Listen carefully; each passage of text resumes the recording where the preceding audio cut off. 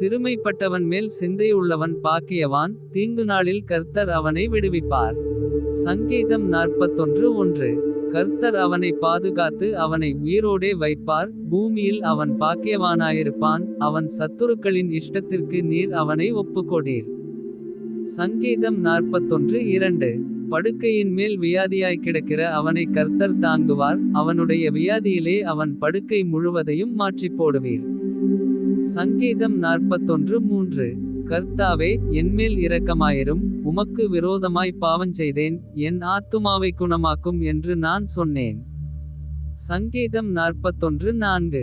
அவன் எப்பொழுது சாவான், அவன் பேர் எப்பொழுது அழியும் என்று என் சத்துருக்கள் எனக்கு விரோதமாய் சொல்லுகிறார்கள். சங்கீதம் 41:5. ஒருவன் என்னை பார்க்க வந்தால் வஞ்சனையாய் பேசுகிறான். அவன் தன் இருதயத்தில் அக்கிரமத்தை சேகரித்துக் கொண்டு தெருவிலே போய் அதை தூற்றுகிறான். சங்கீதம் 41:6.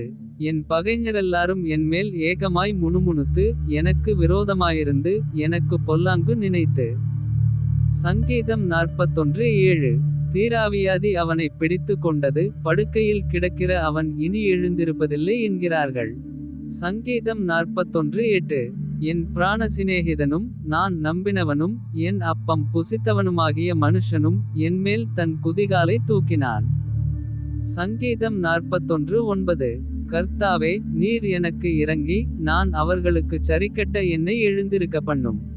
சங்கீதம் 41:10. என் சத்துரு என்மேல் ஜெயங்கொள்ளாததினால் நீர் என்மேல் பிரியமாயிருக்கிறீரென்று அறிவேன். சங்கீதம் 41:11.